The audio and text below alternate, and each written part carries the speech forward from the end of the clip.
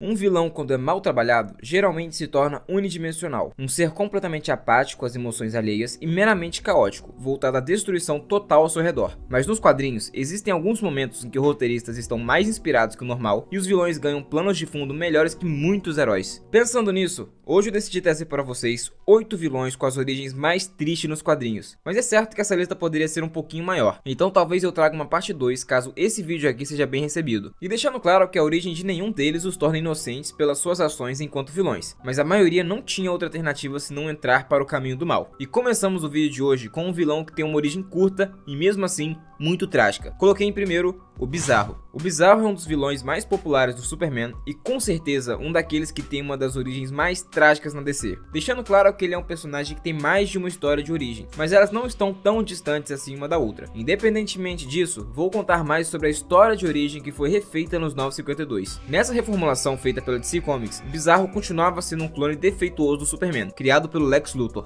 Acontece que nessa nova reformulação da DC, o seu corpo deveria se preparar para acordar como um clone definitivo do Homem de Aço depois de 10 anos do processo de clonagem. Mas por conta de todos os eventos de vilania eterna, onde os personagens da Terra 3 invadiram a Terra principal e escravizaram as cidades, Lex Luthor foi obrigado a despertá-lo mais cedo. Claro que, recebendo a influência do Lex Luthor, ele não se tornaria uma pessoa boa por completo, mas nessa nova origem, o Bizarro é completamente inocente, como se fosse uma criança. Afinal, o seu desenvolvimento mental estava longe de ser tão perfeito quanto o do Superman. Ele se inspirava muito no Lex Luthor como se fosse uma figura paterna de fato. Chegou ao ponto em que o Bizarro entendeu que seu nome vinha por causa das suas feições físicas, que eram completamente deformadas pelo fato do clonagem não estar perfeita ainda. E mesmo assim, ele não se sentiu mal, não se sentiu triste de tão inocente que era. A pior parte disso tudo é que o personagem acaba morrendo lutando contra os vilões da Terra 3, mas Lex se tornou tão compassivo com o clone defeituoso do Superman que decidiu cloná-lo novamente. Porém dessa vez, ao invés de deixá-lo por 10 anos, que era o prazo original, ele deixaria apenas por 5, para ter aquele Bizarro novamente. Mas não só os vilões do Superman têm histórias tristes. Um dos vilões mais aterrorizantes e ameaçadores do Batman chegou aonde chegou por conta de uma condição médica fora do seu controle. Waylon Jones tem uma condição congênita que o faz crescer progressivamente mais como um crocodilo. O personagem foi criado pela tia, já que sua mãe havia morrido no parto e o seu pai o abandonou logo cedo. E a sua tia forçava ele a raspar as partes de répteis que cresciam em seu corpo todos os dias, o que ele mesmo afirma nos quadrinhos que era muito doloroso. Por conta da sua aparência, ele cresceu sem amigos e quando adulto, apenas conseguiu emprego como uma atração que lutava contra crocodilos. Seu chefe até mesmo pedia para que ele deixasse os crocodilos machucarem um pouco mais para que o público se engajasse mais no show. A partir de certas situações, ele percebeu que era muito mais vantajoso e lucrativo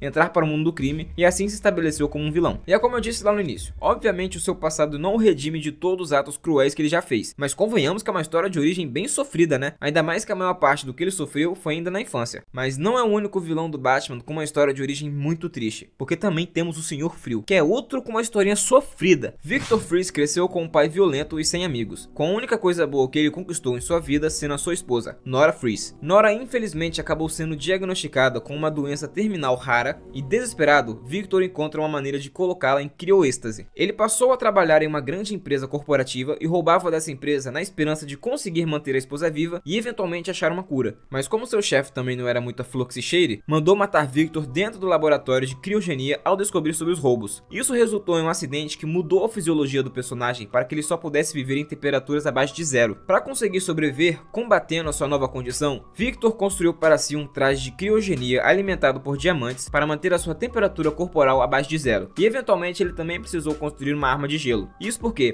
além de manter a sua esposa viva, Victor agora precisava ainda mais de fundos para repor os diamantes do seu traje e se manter vivo, algo que ele só conseguiu com a vida de crimes, e para isso a arma do gelo. Mas saindo do núcleo de vilões do Batman e voltando para o Superman, a origem do Apocalipse é tão bizarra que faz até sentido ter originado um ser tão poderoso quanto ele. Seu pai era um alienígena chamado Bertram, que chegou em Krypton várias centenas de milhares de anos atrás do tempo atual. Nessa época, monstros letais vagavam pelo mundo e ele os usou para tentar criar uma criatura que pudesse sobreviver a qualquer ambiente e até mesmo enganar a própria morte. Bertram lançou seu próprio filho no planeta junto das criaturas que habitavam a paisagem e obviamente ele morreu no mesmo instante. Após isso, Bertram ordenou que as tropas do seu laboratório coletassem os tecidos restantes para continuar o experimento, clonando novamente o seu filho a cada morte. O bebê morria por causa da atmosfera venenosa do planeta, das altas temperaturas ou dos monstros locais, mas a cada dia voltava clonado dos restos da anterior. Após 10 anos de experimentos, o clone passou horas inteiras na atmosfera sem morrer, o que gera um avanço enorme em relação aos anteriores. Após outras séries de experimentos, sobreviveu por 2 anos fora do laboratório e matou todas as criaturas hostis do planeta e finalmente chegou em um ponto onde não era mais necessário a clonagem para reanimá-lo. A criatura que surgiu com esse experimento era capaz de retornar dos mortos por conta própria, sempre se adaptando à sua morte anterior, se regenerando perfeitamente após a fatalidade. Mas por conta de tudo que ele passou, o que era um simples e inocente bebê se tornou a maior máquina de matar do universo e desenvolveu um ódio profundo por todos os seres vivos, principalmente com alguma linhagem voltada a Krypton. Mas visitando agora os vilões da Marvel, Kurt Connors é um médico, biólogo, bioquímico e um dos muitos vilões do Homem-Aranha com uma história de origem trágica. Não à toa está nesse vídeo. Ele serviu o exército como cirurgião e em uma explosão acabou perdendo seu braço, já que os ferimentos eram profundos demais e necessitavam de uma amputação. Após voltar a ser um civil, ele ficou obcecado em criar um soro regenerativo de membros baseado em DNA de répteis, coisa que ele conseguiu, mas não do jeito que ele queria. Ele aplicou o soro em si próprio como o primeiro sujeito do teste e seu braço se regenerou no mesmo instante, mas o DNA reptiliano se misturou com seu DNA e ele se transformou em uma criatura híbrida de humano e lagarto. Então, apesar de ter se transformado em um ser monstruoso e ameaçador para todas as pessoas ao seu redor, a ideia inicial do Dr. Connors era genuinamente boa. Ele não planejava ter poderes, se tornar um vilão ou coisa do gênero, apenas ter o seu braço e a sua qualidade de vida novamente. Tanto que em outras ocasiões ele tentou aperfeiçoar o soro para ajudar outros personagens, mas que nunca acabou dando totalmente certo. E infelizmente essa primeira tentativa se tornou uma maldição na sua vida, já que o soro ficou permanentemente no seu corpo e vira e mexe ele volta ao seu lagarto, mesmo já tendo retornado à sua forma humana com a ajuda do Homem-Aranha. Achou essa história triste? É porque você não ouviu a do próximo personagem da lista. Mesmo sendo um dos mutantes mais poderosos de toda a Marvel, entrando na lista seleta dos mutantes de nível ômega, o Magneto não escapou de ter uma das origens mais trágicas nos quadrinhos. Eu acho que essa daqui consegue ser até um pouquinho pior, porque tá muito relacionada a eventos que aconteceram na vida real, então a gente sente o baque um pouquinho mais. Pra quem não sabe, antes de toda a sua carreira como super vilão e depois como super-herói, Magneto viveu durante a Segunda Guerra Mundial e ele era judeu. E pra quem conhece um pouquinho de história, sabe o quão trágico pode ser essas duas combinações juntas. Pois é, Magneto passou por tudo aquilo que toda a comunidade judaica passou e mais um pouco, até mesmo estando envolvido em grandes eventos que são relacionados àquela época. Seu pai, mãe e irmã foram mortos, mas ele sobreviveu devido ao fato de ter demonstrado poderes mutantes. Ele chegou a fazer parte dos campos de concentração e foi obrigado a atuar nos próprios campos a mando dos líderes locais. E aqui vale um adendo. Chega a ser curioso um personagem que prega a segregação racial entre mutantes e humanos, o que é um fato, uma coisa que o Magneto fez por muitos anos, ter um passado trágico como esse de segregação. Então como é que uma coisa conversa com a outra? Então, não conversa. Isso aconteceu muito antes da reformulação que ele recebeu nos quadrinhos. Lembra que eu falei lá no início do vídeo que se um vilão não for muito bem trabalhado, não tiver um bom plano de fundo, ele se torna unidimensional e simplesmente caótico? Essa era a ideia do Magneto original. Ele não era esse personagem todo que conhecemos hoje em dia. Mas depois de receber todo um aprofundamento na sua história de origem, ele se tornou uma figura muito mais trágica e profunda do que era inicialmente, o que tornou o personagem muito mais interessante e algumas convicções que ele tinha acerca de mutantes e humanos se tornaram muito mais bem elaboradas, profundas e com certeza mais interessantes do que era inicialmente. Mas vamos sair desse assunto um pouquinho polêmico e vamos agora para o sétimo da lista, que é o Motoqueiro Fantasma Cósmico. O Motoqueiro Fantasma Cósmico nasceu como um personagem que todos nós conhecemos muito bem, ou pelo menos a maioria de vocês que está assistindo, que é o Justiceiro. Os eventos que o fizeram se tornar o Motoqueiro Fantasma Cósmico aconteceram numa linha do tempo onde o Thanos nunca morreu. A morte nunca chegou para o personagem, e ele decidiu partir em uma jornada levando a morte para todo o universo. E o Titã realmente conseguiu fazer isso. Ele matou tudo que viu pela frente, seja herói, vilão, entidades cósmicas e chegou até mesmo a lutar contra uma versão sua do passado. Tá, mas o que isso tem a ver com o Justiceiro? Simples. Durante a batalha contra o Thanos, ele estava à beira da morte e disse que faria qualquer coisa para conseguir voltar ao combate e se vingar do vilão. Adivinha quem está ouvindo isso? Pois é, Mephisto. E os dois fizeram um pacto onde o Justiceiro voltaria para a Terra como Motoqueiro Fantasma e poderia ter a sua tão desejada vingança. Mas Mephisto foi um sacana e fez com que o Justiceiro voltasse como Motoqueiro Fantasma muitos anos depois, quando a Terra já estava abandonada e deserta. Então ele vagou pelo planeta por anos sem ter nada para vingar como Motoqueiro Fantasma e enlouqueceu por conta de ter ficado sozinho e abandonado por tanto tempo. Bom, isso até um rasgo no céu aparecer e Galactus, sangrando, implorar pela ajuda de Reed Richards, que naquela altura do campeonato já estava morto era muito tempo. Quem acabou encontrando o Devorador de Mundos foi o Motoqueiro Fantasma, que até mesmo se perguntava se o Galactus era real ou fruto das suas alucinações, porque como eu disse, ele estava louco. Ambos formaram uma aliança para juntos tentar enfrentar o Titã, e o Motoqueiro Fantasma recebeu a energia cósmica do Galactus, transformando no Motoqueiro Fantasma Cósmico, arauto do Devorador de Mundos. Ambos partiram para cima do Thanos, mas o nível dele já estava muito acima, e com um único golpe ele arrancou a cabeça do Galactus. Mas ele também não poderia fazer nada para matar o Justiceiro na forma de Motoqueiro Fantasma Cósmico, e como Frank já não tinha nada a perder, perder, ele se uniu ao Thanos e juntos continuaram trazendo miséria e desgraça ao universo. O que é bem triste parando pra pensar. De herói,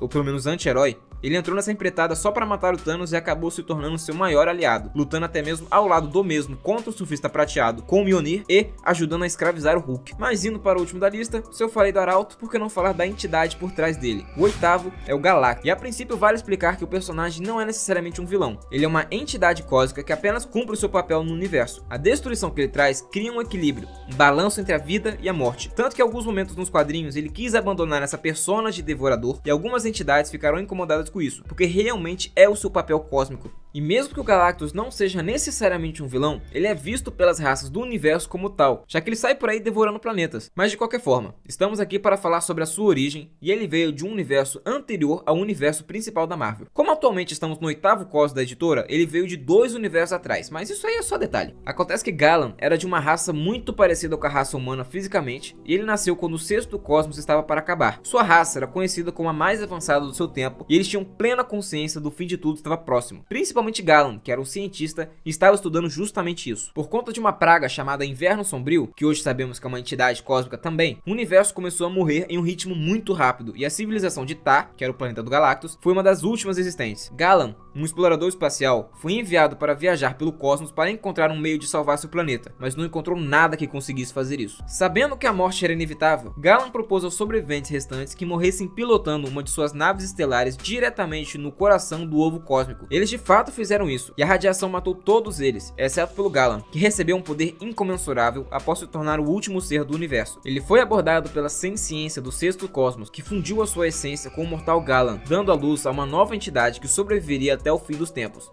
Galactus. Acontece que o Galactus precisava ficar um certo período em hibernação para se preparar para um novo cosmos, onde ele iria habitar. Porém, um membro da raça dos Vigias observou a chegada de Galan no universo posterior ao seu original e decidiu verificar o que era. Essa interferência fez com que Galan acordasse mais cedo como Galactus, e esse desenvolvimento incompleto fez com que ele se tornasse o Devorador de Mundos. Isso meio que ficou explicado na HQ, onde os heróis da Terra consertam esse pequeno erro da criação dele, transformando no contrário do que ele é hoje, uma entidade capaz de restaurar e criar a vida. Então, como eu disse antes, Galactus não é um vilão. Inclusive, ele passou muito tempo tentando descobrir meios de não ter mais a sua fome insaciável por planetas, ao ponto que no vídeo passado eu mencionei que ele reuniu todas as joias do infinito na esperança de não ter que consumir mais mundos. Vale muito a pena verem aquele vídeo, porque ficou muito bem feito, aliás. Mas de qualquer forma, é isso. Espero que vocês tenham gostado do vídeo de hoje e saber um pouquinho mais das origens mais trágicas dos vilões nos quadrinhos. Se quiserem uma parte 2, até mesmo uma parte 3, porque história trágica é o que não falta, deixa aí nos comentários que eu vou estar respondendo todo mundo e trazer os vídeos relacionados a isso. Não se esqueça de se inscrever e deixar o like para ajudar o canal a continuar crescendo, e até a próxima.